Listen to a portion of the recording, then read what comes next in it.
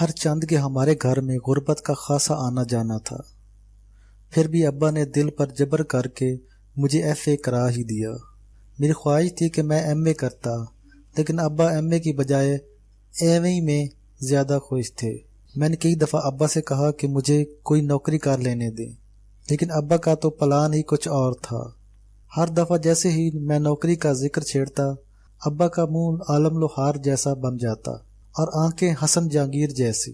پھر وہ مسلسل 3.5 منٹ مجھے پرانے ماڈل کی نئی گالیاں نکالتے اور بعد میں بڑی عزت سے سمجھاتے کہ منحوس یہ نوکری وغیرہ کا سوچے گا تو نہ خود کھا سکے گا نہ ہمیں کھلا سکے گا، آگے کی سوچ آگے کی۔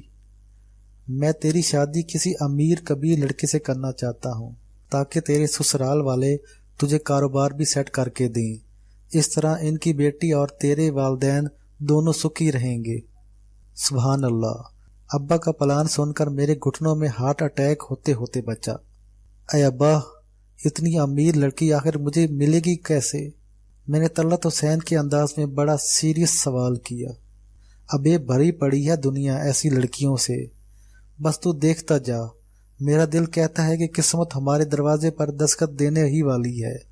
اچانک دروازے پر دستک ہوئی۔ میں نے اٹھ کر دیکھا تو ہمیشہ کی طرح ابا کا کہا سچ پایا۔ رشتے کرانے والی ماسی قسمت اندر داخل ہو رہی تھی۔ مجھے دیکھتے ہی اس کا چہرہ کھل اٹھا۔ اے بیٹے، اچھا ہوا جو تو مل گیا، بڑی شاندار خبر لائی ہوں آج تو۔ شاندار خبر؟ میرا خیال ہے تیرے خاوند کی ڈیوٹی پھر سے رات کی ہو گئی ہوگی۔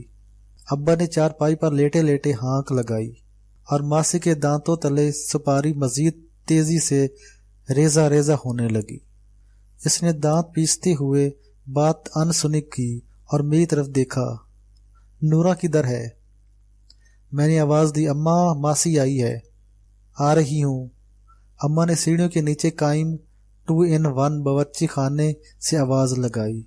2-in-1 میں نے اس لیے کہا ہے کہ خورد و نوش کے فرائض سے نمٹنے کے بعد اکثر یہ باورچی خانہ بطور غسل خانہ بھی استعمال ہوتا تھا۔ سامنے والے حصے کی طرف چارپائی کھڑی کر لی جاتی تھی۔ ابا نے جدید غسل سے لطف اندوز ہونے کے لیے انوکھا طریقہ نکال رکھا تھا۔ وہ سرکاری پانی کی ٹونٹی کے ساتھ ٹیوب لگا دیتے اور دوسرا سرا غسل خانے والی چارپائی کے بان میں سے نکال دیتے۔ یوں ہر دفعہ وہ تازہ شاور لیتے تھے۔ سردیوں کے دنوں میں ہم اکثر دوپہر کو نہاتے تھے کیونکہ پانی بہت ٹھنڈا ہوتا تھا، تاہم ابا پانی کی بالٹی بھر کر دھوپ میں رکھ دیتے۔ ان کا مشاہدہ تھا کہ پانی اس طرح بھی گرم کر کے نہایا جا سکتا ہے۔ اماں ماسی قسمت کے پاس آ کر بیٹھ گئی۔ اے بہن، بڑی خاص خبر لائی ہوں۔ ماسی نے ابا کا جملہ آنے کے ڈر سے نہ صرف آواز آہستہ رکھی بلکہ جملے میں بھی خاطر خواہ تبدیلی کر لی۔ میری کمیٹی تو نہیں نکل آئی؟ اماں نے غربت کا عالمی مظاہرہ کیا۔ اے نہیں، اس سے بھی بڑی خبر ہے۔ ماسی نے اینک درست کرتے ہوئے کن اکھیوں سے ابا کی طرف دیکھا، جو چارپائی کی ادوائن میں پھنسے لاپرواہی سے ہاتھ ہلاتے ہوئے نور جہاں کا گیت پٹھان خان کی آواز میں گانے کی کوشش کر رہے تھے۔ خالی خبر ہے یا خوشی کی خبر؟ اماں نے یکدم چونک کر پوچھا۔ اے ہے، اللہ خیر کرے، خوشی کی خبر ہے۔ ماسی نے اپنی مسکراہٹ چھپائی اور اماں کے حلق سے طویل سانس نکل گئی۔ تو بتاؤ پھر۔ ماسی نے کچھ لمحے توقف کیا، پھر میری طرف دیکھا۔ میں بظاہر سائیکل کا چمٹا صاف کر رہا تھا، لیکن میرے تمام حواس ضروریہ اسی طرف تھے۔ بات یہ ہے کہ فریدہ کی بیٹی نے BA کر لیا ہے۔ آج اس کا نتیجہ تھا، پورے کالج میں فرسٹ آئی ہے۔ تو پھر؟ اماں نے قہر آلود نظروں سے ماسی کو گھورا۔ پھر کیا؟ لڑکی بہت اچھی ہے، باپ بھی فیکٹری میں فورمین ہے، لوگ بھی بہت شریف ہیں۔ تو ہم کیا دہشت گرد ہیں؟ اماں کڑک۔ نہیں، میں نے یہ کب کہا؟ میں تو کہہ رہی تھی کہ اپنا کمالہ پتر بھی بڑا ہو گیا ہے اور اچھا تو رشتہ لے کر آئی ہے۔ اماں ساری بات سمجھ گئی اور میں بھی سمجھ گیا کہ اب کیا ہوگا۔ اماں ایک جھٹکے سے اٹھ کھڑی ہوئی۔ ابا کے کانوں تک آوازیں تو نہیں پہنچی تھیں، تاہم اماں کے اٹھنے کا ایکشن دیکھ کر وہ اندازہ لگا چکے تھے کہ سبزی میں کچھ کالا ہے۔ انہوں نے فوراً اپنے گیت کو لگام دی اور ہماتن چوکنے ہو گئے۔ بات سن، ہم نے اپنے لڑکے کا رشتہ ایرے غیروں میں نہیں کرنا، دوبارہ اس سلسلے میں آنے کی ضرورت نہیں۔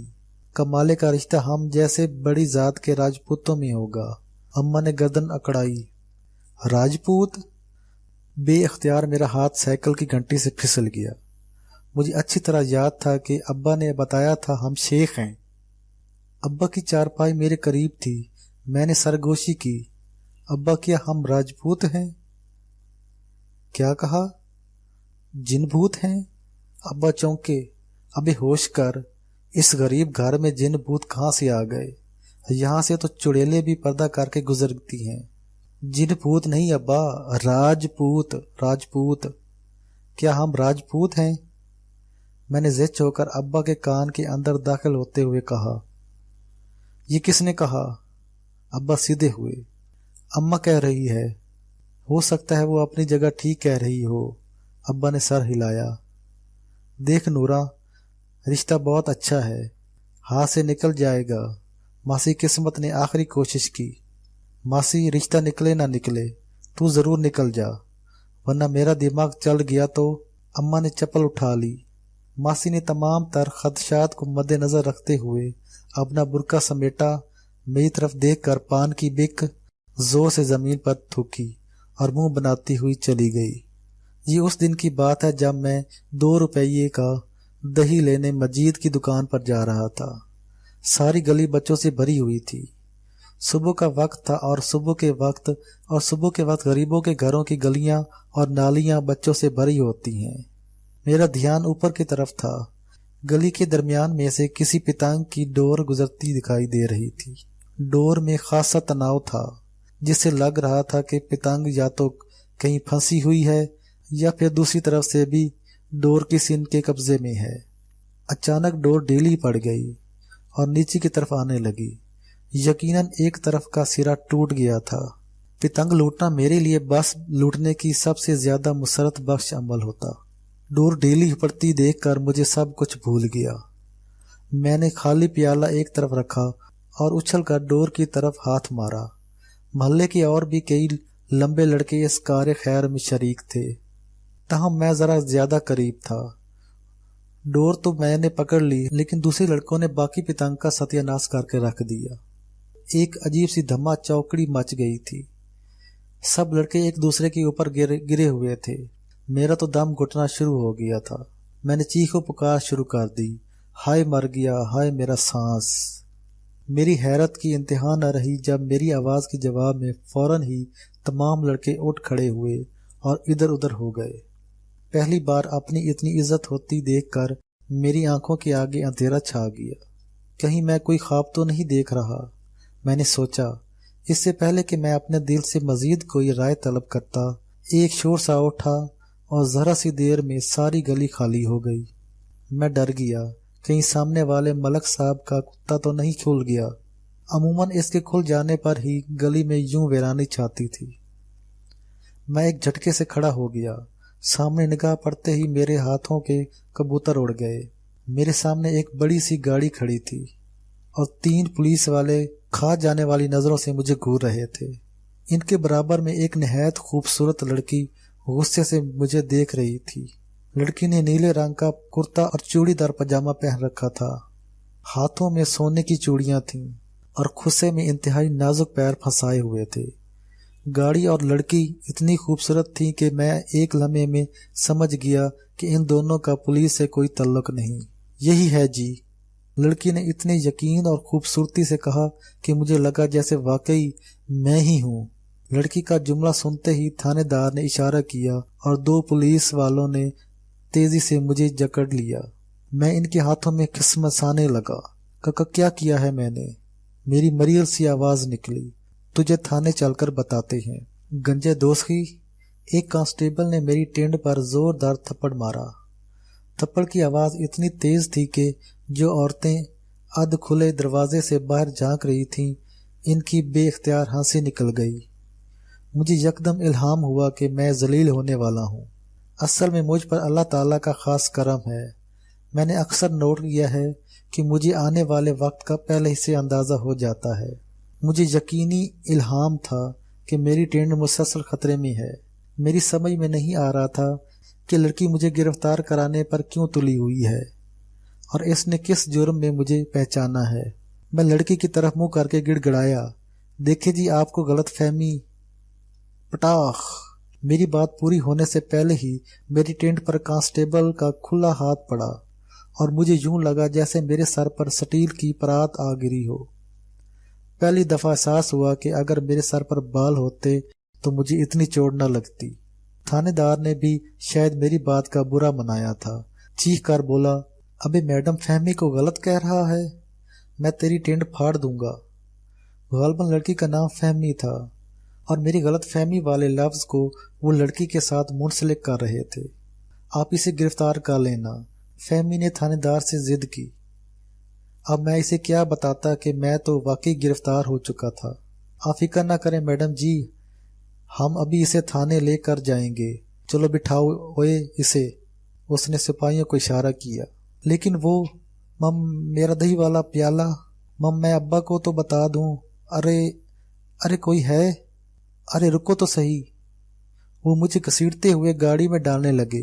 غالباً اس شور شرابے کی اطلاع اماں کو بھی مل گئی تھی۔ اس سے پہلے کہ تھانے والے مجھے گاڑی میں ڈالتے، اماں بھیڑ کو چیرتی ہوئی آگے آ گئیں۔ کیا بات ہے، کیوں میرے بیٹے کو پکڑا ہے؟ یہ تمہارا بیٹا ہے؟ تھانے دار نے میری طرف اشارہ کیا۔